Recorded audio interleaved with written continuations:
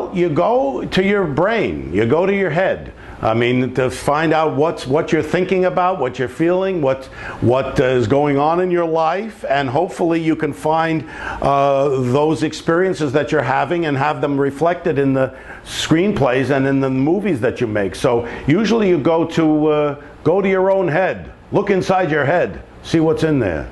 Hopefully there's something interesting.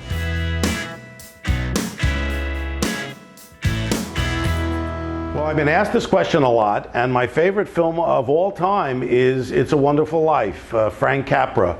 And I've seen the movie 40 times, and interestingly enough, as I've gotten older, the movie gets better and better. Now, obviously, the movie hasn't changed, but as you get older, we realize how precious life is, and the movie takes on a greater meaning as I get older. So, It's a Wonderful Life. Well, you know, I can't answer that question because that's for other people to answer. I mean, I like a lot of the films I've done, you know. I mean, they're like your children. We love them all equally. You know, I mean, I have a partial place in my heart for Princess Bride. I also have a place in my heart for When Harry Met Sally because I met my wife when I made that film. Also, I would say Stand By Me is probably the most important film to me. You know, I've been very fortunate in that I've made 2 films with Jack Nicholson and Morgan Freeman, and I would have to say those two. Morgan Freeman, I just finished a film with him, and if I could make every film with Morgan Freeman, I would. He's the most brilliant actor and a pleasure, absolute pleasure to work with.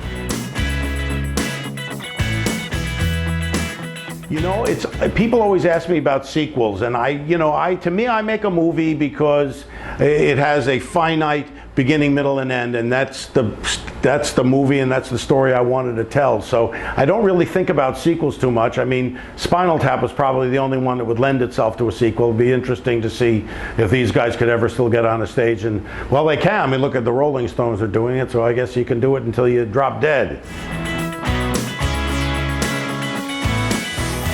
Well, I would say Stand By Me is probably the most personal for me.